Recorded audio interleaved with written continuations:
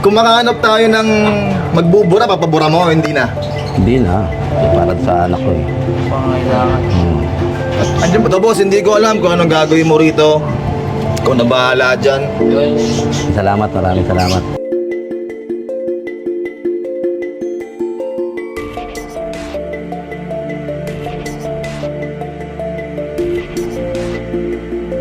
Yo, what's up mga chong? Papunta tayo ngayon sa North Caloocan kasi last time nag-post ako nung April Fool's Day na kung sino makapagpatatusan o mananalo ng 100,000. April Fool's nga yun, sa kasamaang palad. May isang gumawa, hindi ko alam. So, puntahan natin siya, tingnan natin yung sitwasyon niya, kung ano bang ginagawa niya, kung ba't niya ginawa yung bagay na yun.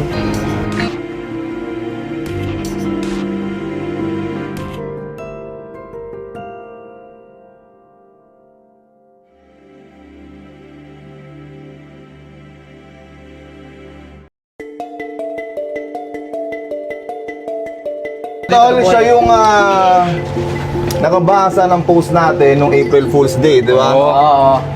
At sa kasamaang palad, Chong, hindi niya nabasa yung message sa ilalim. So, ayun ang nangyayari. April Fools.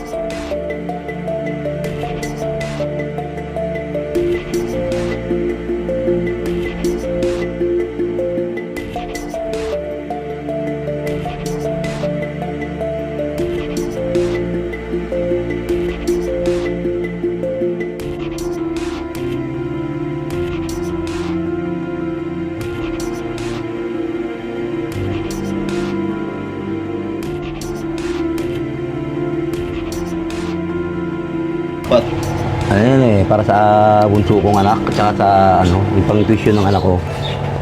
pantuition. Service ng anak kong bunso. Down syndrome. May Down May Down syndrome kasi yung anak eh. Syndrome. Ilang taon na yung anak mo? 16 na siya ngayon, nung March yung birthday niya, 11. March 11. Kaya birthday lang dinalo.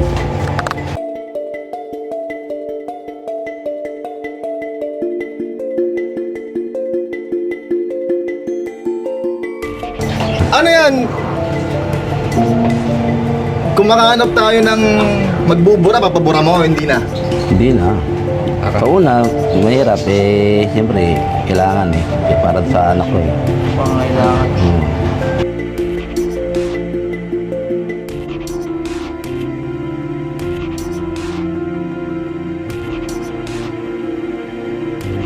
Pangailangan. Andiyan ba yung anak mo, boss? Andiyan ba yung anak mo? Andiyan eh, sa baba eh. Nasa baba? Mamaya puntahan natin.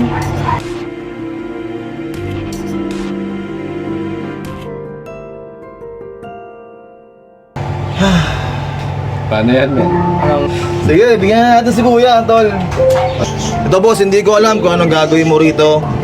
Ikaw na bahala dyan. Yun. Salamat, maraming salamat. Sabihin mo lang, tol, kung anong desisyon mo.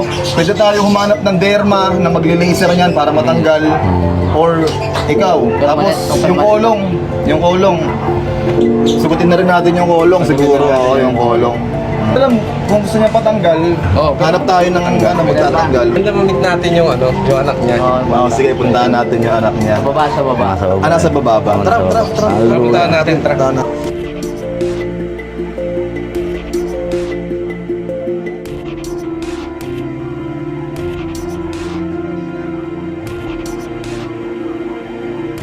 Ilan taon ka na dyan, Louie? Ilang taon ko na raw. 16, sabi mo. 16? Sumukain tayo Jollibee? Jollibee tayo. Ako, paborito. Jollibee! Jollibee!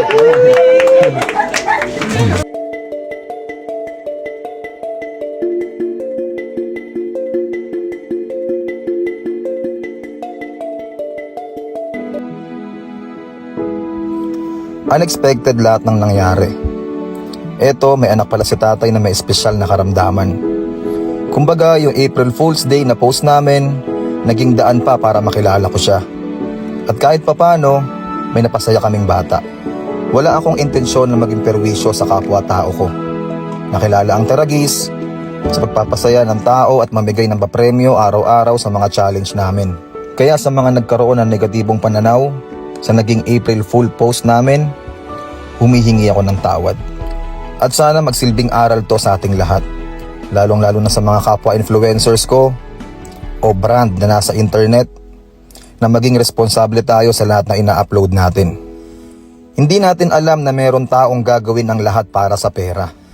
Kaya iwasan natin gumawa ng mga bagay na pwedeng makaapekto sa kabuhayan nila. Pero kung sakaling makaapekto man tayo, kahit isa, siguraduhin natin na maging responsable tayo at makabawi tayo sa kanila. Kahit sa simpleng paraan lang. Sana makatulong yung inabot namin sa'yo, Tay. Hindi pa yan ang huli. Marami ka pang aabangan. Salamat.